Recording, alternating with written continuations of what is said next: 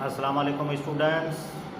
Mathematics से class 10th की जिसमें हम ट्रिग्नोमेट्री का यूनिट कर रहे हैं 15 एक्सरसाइज 15.5 है, जिसका आज हम पार्ट 2 करेंगे। इससे पहले पार्ट 1 मैं आपके सामने हल करके पेश कर चुका हूं, जिसमें 1 से 4 क्वेश्चन मैंने सॉल्व किए थे। उसको अच्छे तरीके से देख लीजिएगा, उसके बाद इस पार्ट को देखिएगा, फिर आपको आसानी से समझ में आ जाएगा।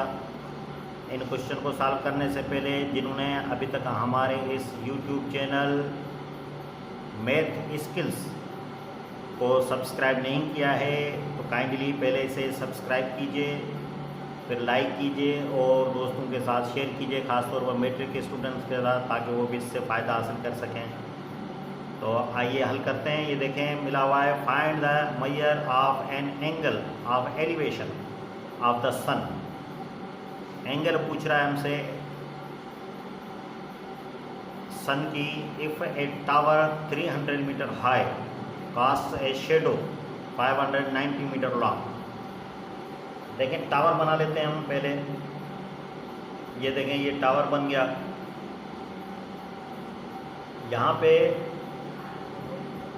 Find the measure of an angle of elevation of the sun, और यहाँ पे ये एंगल जो है बन रही है, ये हमसे पूछ रहा है। यहाँ पे इसको हम नाम दे देते हैं थीटा का, यानी एंगल ये हमसे पूछ रहा है, जिसमें टावर का शेडो कह रहा है 519 है। ये तो टावर की जो है हाइट हो गई, यहाँ हम लिख लेते हैं 300 मीटर। फिर इस टावर का जो शेडो है, अब यहाँ टावर खड़ा होगा तो शेडो इस तरफ जाएगा, तो इसको हम इधर से मिला देते हैं, तो ये शेडो हो जाएगा इसका, ये हो जाएगा 519 मीटर। ये 90 डिग्री है, आपको पता है। और इसको परपेंडिकुलर कहते हैं, इसे बेस कहते हैं, और इसे हाइपोटेन्यूज कहते हैं। थीटा हमने मालूम करनी है। दो चीज़ें मिली हुई हैं, परपेंडिकुलर और बेस, और ये रेशियो 10 का होता है, परपेंडिकुलर अपॉन बेस। तो यहाँ हम लेंगे 10 थीटा मालूम करनी है, लिख लेते हैं 10 theta is equal to perpendicular upon base, ये हमने लिख लिया, इज इक्वल टू ये परपेंडिकुलर अपॉन बेस। परपेंडिकुलर मिला हुआ है हमारे पास 300, और बेस भी मिला हुआ है हमें 519 और जब हम डिवाइड करते हैं 300 को 519 के साथ, तो ये जो आंसर हमारे पास इसका करके देखते हैं कैलकुलेटर में, ये हो जाएगा 0.578। करके देखिएगा कैलकुलेटर से, ये आ जाएगा।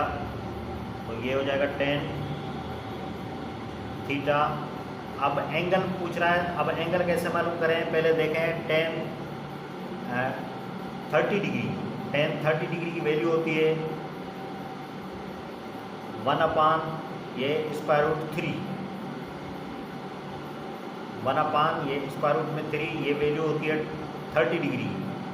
और जब आप 1 को, इसकी वैल्यू होती है 1.732 से डिवाइड करेंगे, तो यहाँ पे जो आंसर बनेगा वो बनेगा 0.578 बनेगा। ये आप करके देखिएगा, बिल्कुल यही सेम आ जाएगा। यहाँ 7 आ जाएगा तो आगे अदद होगा, तो इसको हम ऐड कर सकते हैं।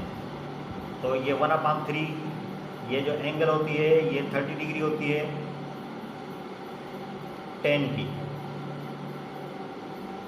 तो देखें, ये बिल्कुल यहाँ आ गया, तो इसका मतलब है, यहाँ हम लिख लेते हैं ये 10 थीटा इज इक्वल टू, इसको हम 10 का लगा देते हैं यहाँ पे 0.578। तो ये देखें 10 आपस में कैंसिल हो गया इधर। तो थीटा जो हमसे पूछ रहा था डिग्री, वो किसके बराबर है, ये 30 डिग्री के बराबर है। तो ये 30 डिग्री हम लिख लेंगे, यही है आंसर इस क्वेश्चन का। तो उम्मीद है ये क्वेश्चन आपको अच्छे तरीके से समझ में आ गया होगा। ये क्वेश्चन नंबर 6 आपके सामने है, जिसमें हमसे पूछ रहा है कि N isosceles triangle has a vertical angle of 120 degree and A base 40 centimetre long, find the length of its altitude. पहले हम आइसोसेलेस ट्रायंगल जो होता है इसकी दो साइडें आपस में बराबर होती हैं, तो ट्रायंगल पहले बना लेते हैं। ये देखें, इसकी दो साइडें आपस में बराबर कर लेते हैं। ये स्केल से सही तरीके से बन जाएगा। दो साइडें हमने बराबर करनी है, एक साइड बराबर नहीं होगी, दो साइड बराबर होंगे आइसोसेलेस ट्रायंगल की डेफिनेशन के मुताबिक। अब यहाँ कह रहा है कि वर्टिकल एंगल यहाँ पे बनेगी, ये वर्टिकल एंगल ये बन गई, तो 120 डिग्री बना रहा है। तो यहाँ देखें, ये हो गया 120 डिग्री एंगल बन गई। तो ये टोटल 120 है, तो ये होगी 60 डिग्री होगी, तो ये 30 डिग्री हो जाएगी।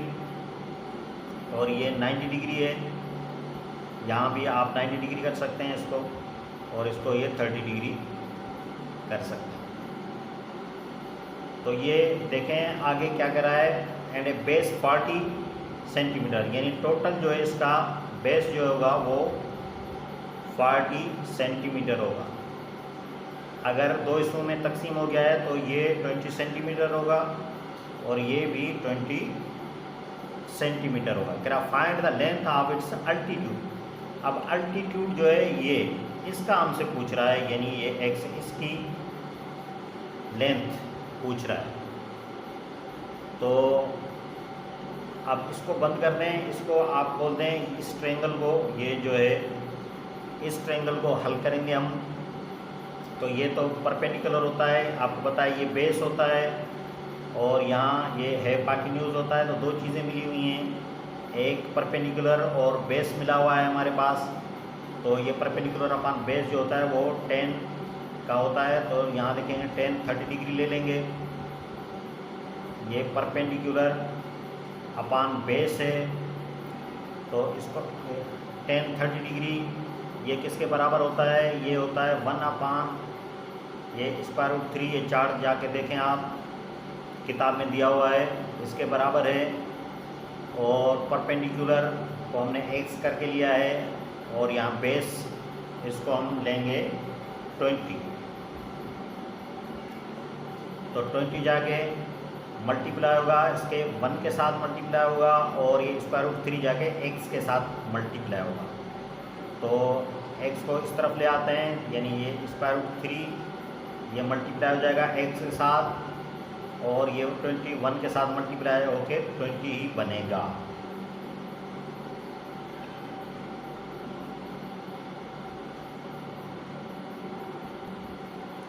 और इसकी वैल्यू जो होती है 1.732 x = 20। तो ये जाके मल्टीप्लाई जाके डिवाइड होगा, इजिकल टू ये 20 अपॉन 1.732।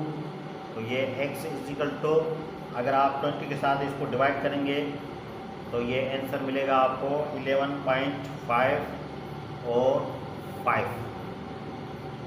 यही है आंसर इसका क्वेश्चन का, सेंटीमीटर।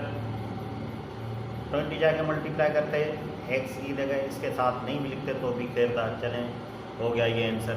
उम्मीद है ये क्वेश्चन आपको अच्छे तरीके से समझ में आ गया होगा। ये क्वेश्चन नंबर 7 आपके सामने है, कह रहा है a tree of 180 decimetre height on one bank of the river makes angle of 30 degree directly on the opposite side of the river, find the width of the river. तो ये देखें एक ट्री बना लेते हैं, यहाँ पे ये ट्री बन गया, इसका ये एक किनारा है और यहाँ पे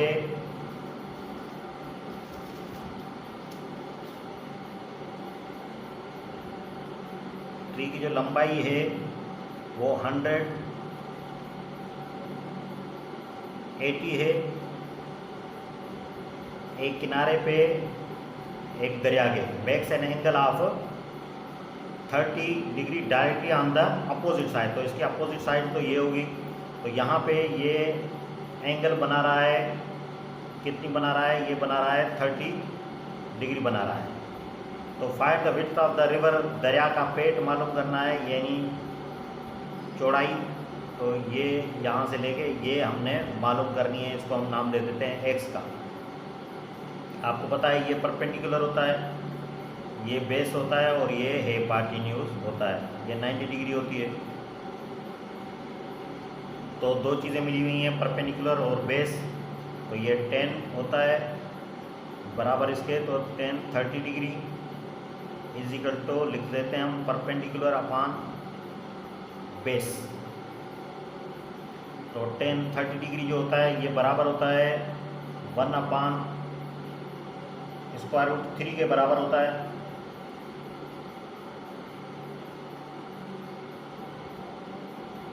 और परपेंडिकुलर मिला हुआ है हमें 180, और बी को हमने एक्स करके लिया हुआ है।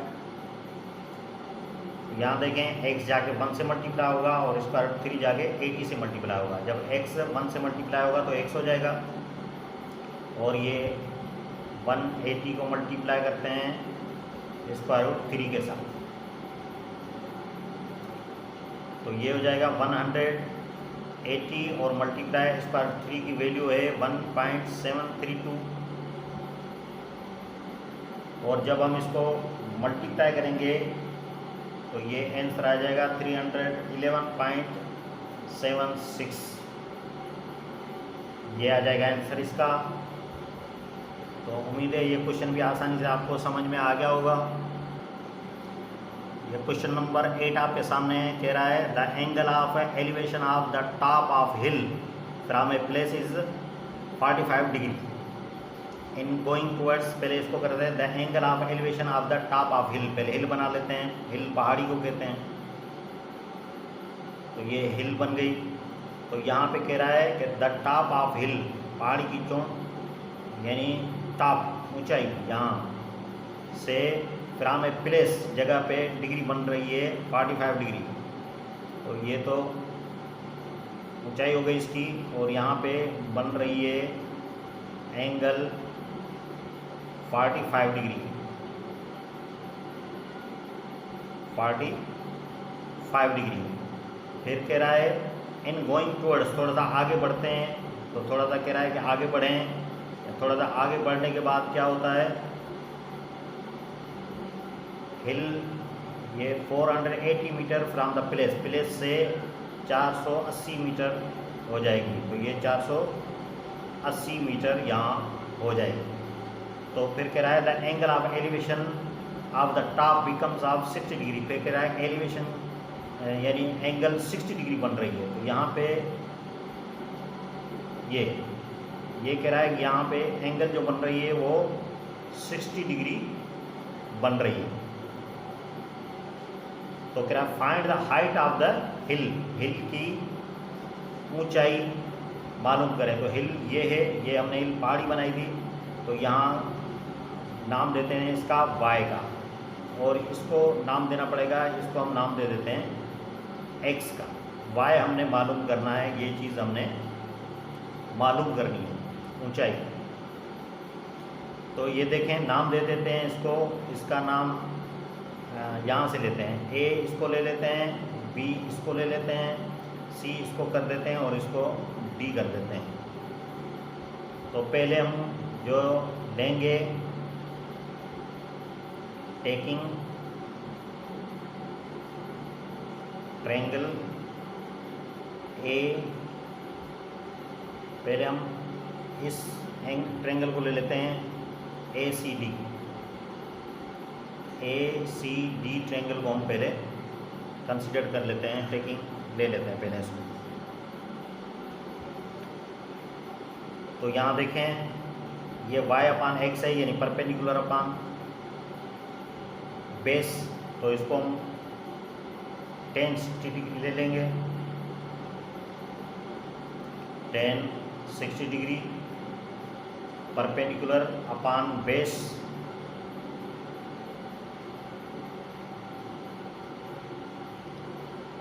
तो tan 60 डिग्री की जो वैल्यू होती है वो होती है √3। आप चार्ट में देख लीजिएगा, tan 60 डिग्री √3 के बराबर होती है। परपेंडिकुलर y है और यहाँ बेस जो है वो x है, तो x जाके मल्टीप्लाई करेंगे इसके साथ, तो ये y को पहले लिख लेते हैं, तो y ये √3 और ये x, इसको हम पहली इक्वेशन बना देते हैं। अब जो है वो ट्रायंगल ले लेते हैं पूरी, यानी ए बी और डी ट्रायंगल ले लेते हैं। यहाँ लिखते हैं टेकिंग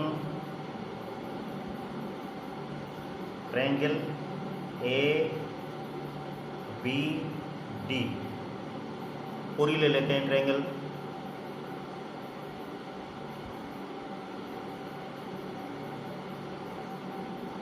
तो ये 45 डिग्री लेनी पड़ेगी, ये परपेंडिकुलर अपान, और ये पूरा बेस पूरा होगा, यहाँ से लेके यहाँ तक पूरा बेस होगा, तो परपेंडिकुलर अपान बेस हो जाएगा। तो यही tan 45 डिग्री ले लेंगे,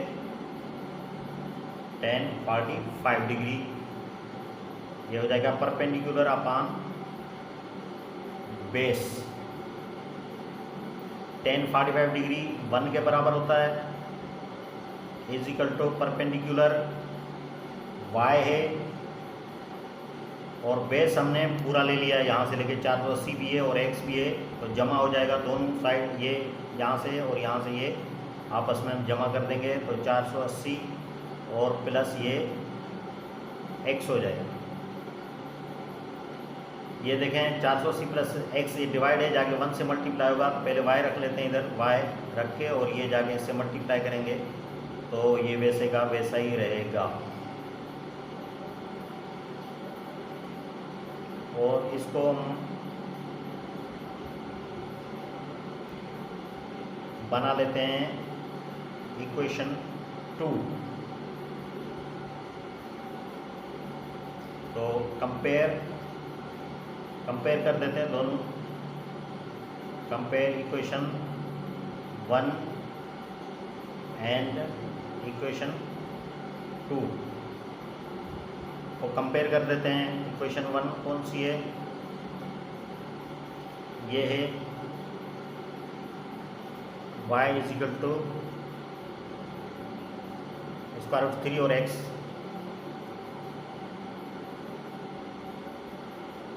यानी y की जगह पे हम रख देंगे √3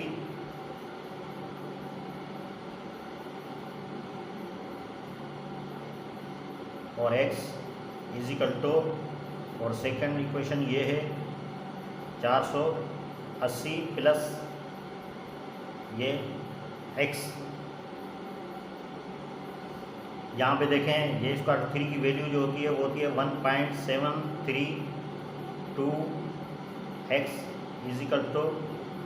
ये 480 प्लस x हो जाएगा, ये प्लस है x इस तरफ आ जाएगा, माइनस के लिए आ जाएगा 1.732x और ये माइनस के लिए आ जाएगा -x =480।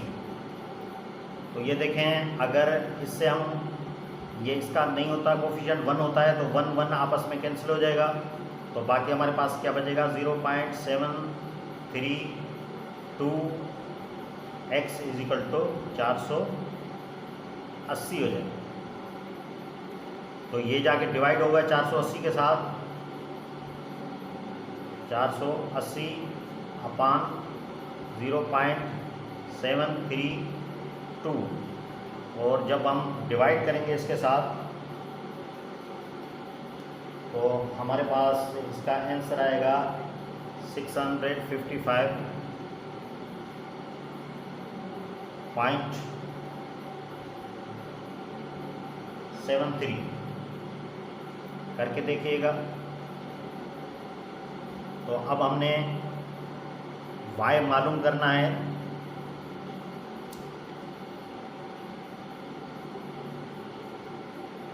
यहाँ हम लिखेंगे put value of x in equation 1। पहली इक्वेशन हम लिख लेते हैं, यह आपके सामने ही है। y is equal to square root 3 और ये x, तो यहाँ पे स्क्वायर रूट 3 की वैल्यू है 1.732 और इसके साथ मल्टीप्लाई कर देते हैं। x की वैल्यू हमने अभी मालूम की, ये देखें 655.73 तो y इज इक्वल टू, जब इसके साथ हम मल्टीप्लाई करेंगे तो हमारे पास जो आंसर आएगा वो आ जाएगा 1135.45। जब मल्टीप्लाई करेंगे तो बिल्कुल ये आंसर हमारे पास आ जाएगा मीटर। इसकी हाइट हो गई, जो हमसे पूछ रहा था, ये हाइट y, यही था आंसर इसका। उम्मीद है ये क्वेश्चन भी आसानी से आपको समझ में आ गया होगा। नेक्स्ट पार्ट तक के लिए इजाज़त दीजिए। अल्लाह हाफिज़।